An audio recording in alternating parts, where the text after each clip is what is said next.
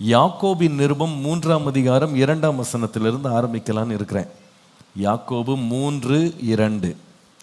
நாம் எல்லாரும் அநேக விஷயங்களில் தவறுகிறோம். ஒருவன் சொல் தவறாதவனானால் அவன் பூரண புருஷனும் தன் சரீரம் முழுவதையும் கடிவாளத்தினாலே அடக்கி கொள்ளக்கூடியவனுமாய் இருக்கிறான்.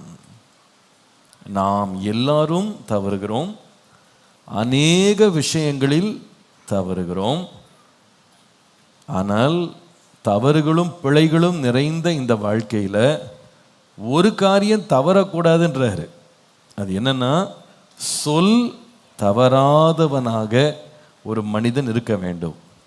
இங்கிலீஷில் இந்த வார்த்தை எப்படி பயன்படுத்திக்கன்னா, வி ஆல் ஸ்டம்பிள் அப்படின்னா தடுமாறுறோம் அப்படின்னு இருக்கு. அதாவது ஒரு இடத்துல ஒரு பொருள் இருக்கிறத பார்க்காம நடந்து தடுக்கி விழுந்தா என்ன செய்வாங்க? அந்த விழுறதுக்கு முன்னால் என்ன செய்வாங்க? தடுமாறுவாங்கல்ல. அதை சொல்லிட்டு அப்படி சொல்றாரு, நாம் எல்லாருமே தடுமாறுறோம், அநேக விஷயங்களில் தடுமாறுறோம், நிலையாக இருக்கிறது இல்லை. ஆனால் வார்த்தையில் என்ன செய்யக்கூடாதுன்னா தடுமாறக்கூடாது, அல்லது வார்த்தையில் நம்ம சரியாக இருக்கணும், அதில் தடுமாற்றம் இருக்கக்கூடாது. அப்படி தடுமாறாமல் ஒருத்தங்க இருந்தால் அவங்க யாருன்னு சொன்னால் பூரண புருஷராக இருப்பாங்க. தங்கள் சரீரத்தையே கடிவாளத்தினால் அடக்கி கொள்ளுகிறவர்களாக அவங்க காணப்படுவாங்க அப்படின்னு வாசி. இன்றைக்கு இந்த தடுமாறாத பேச்சு அப்படின்னு யோசிக்கும் போது 3 விதமான வார்த்தைகள் நம் நாவிலே வராதபடி நம்ம எச்சரிப்பாக இருக்கணும். குடும்பத்தை வாழ வைக்க, குடும்பத்தை சுகமாய் காத்துக்கொள்ள, குடும்பத்தில் தொடர்ந்து நன்மை உண்டாக இந்த 3 வார்த்தைகள் அல்லது 3 விதமான பேச்சுக்கள் நம்முடைய நாவில் வரக்கூடாது அப்படின்னு வேதத்தில் இருக்கிறது. 3 காரியங்களை கவனிக்க போகிறோம். முதலாவது, எப்படிப்பட்ட பேச்சு குடும்பத்துக்குள்ள இருக்கக்கூடாது என்று கேட்டால், சங்கீதம் 31:18 பாருங்க. 31:18. நீதிமானுக்கு விரோதமாய் பெருமையோடும் இகழ்ச்சியோடும் கடினமாய் பேசுகிற பொய் உதடுகள் கட்டப்பட்டு போவதாக. அதில் நான் ஒரு வார்த்தையை மாத்திரம் பிக் அவுட் பண்ணுறேன், நிறைய இருக்குது அதில் ஒன்று, ஒரு குடும்பம் சுகமாக இருக்கணும், கணவன் மனைவிக்குள்ள நல்லுறவுகள் இருக்க வேண்டுமானால் கணவன் மனைவிக்குள்ள வரக்கூடாத ஒரு பேச்சின் வகை என்ன தெரியுமா? பெருமையின் பேச்சு. அதில் இருக்கு பாருங்க, நீதிமானுக்கு விரோதமாய் பெருமையோடும் இகழ்ச்சியோடும் கடினமாய் பேசுகிற பொய் உதடுகள்.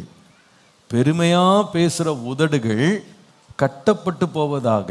பெருமையான பேச்சு. இந்த பேச்சு ஒன்று இருக்கா அப்படின்னு கேட்டால் இருக்கு. பைபிள் ரொம்ப தெளிவாக நமக்கு சொல்லுது. 2 தீமோத்தேயும் 3ஆம் அதிகாரம் முதல் 2 வசனங்களை வாசிப்பீர்களானால், கடைசி நாட்கள் அப்படின்னு பேசும்போது, கடைசி நாட்களில் கொடிய காலங்கள் வரும் என்று அறிவாயாக அப்படின்னு சொல்லிட்டு, இந்த கடைசி காலங்களில் மனிதர்கள் எப்படி இருப்பாங்க அப்படின்னு சொல்லும் போது அதில் பட்டியல் எழுதுறாரு. அவர் சொல்றார், எப்படி எனில் மனுஷர்கள் தற்பிரியராயும் பணப்பிரியராயும் வீம்புக்காரராயும் அகந்தை உள்ளவர்களாயும் தூஷிக்கிறவர்களாயும். அந்த குணங்களில் ஒரு முக்கியமான குணம் என்னன்னு கேட்டால் போஸ்டிங். இங்கிலீஷில் போஸ்டிங். எப்போவுமே நம்ம தமிழில், சென்னை தமிழில் இந்த பந்தாவாக பேசுறதுன்னு இருக்கும்ல, இந்த பந்தா பேச்சு. அதாவது ஒன்றுமே இருக்காது, ஒன்றும் இல்லாட்டி கூட இருக்கிறது போல் என்ன பண்ணுறது, எல்லாவற்றையும் எடுத்து கட்டி பெருமையாக பேசுறது.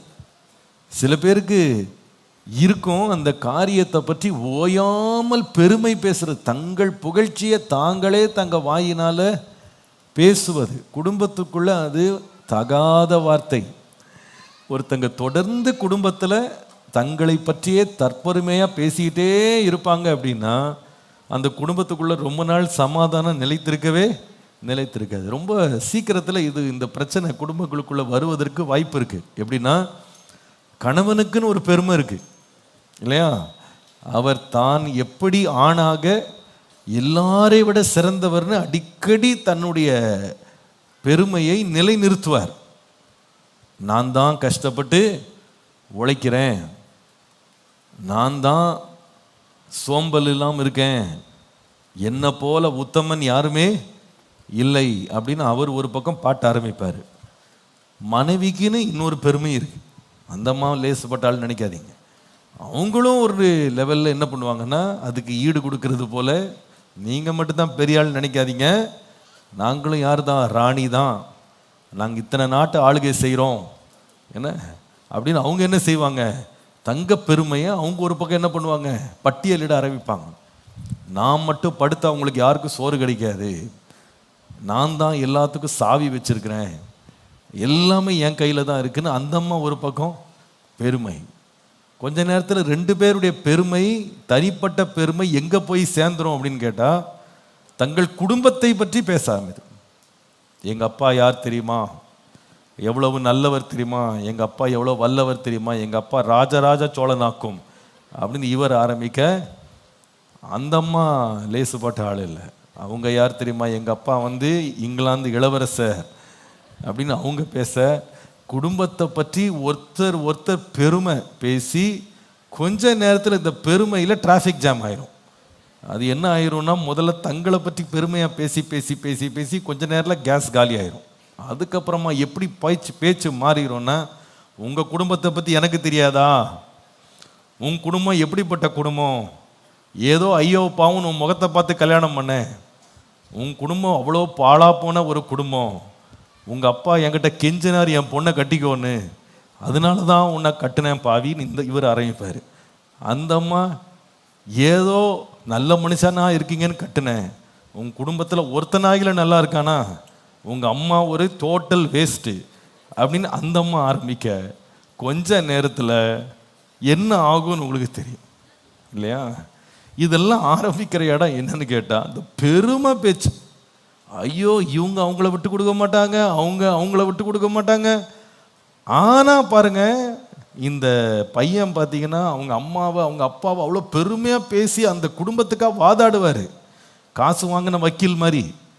ஆனால் நிஜத்தில் போய் பார்த்தீங்கன்னா அவங்க சொந்த அப்பா அம்மாட்ட இவர் 10 நிமிஷம் கூட பேச மாட்டார்.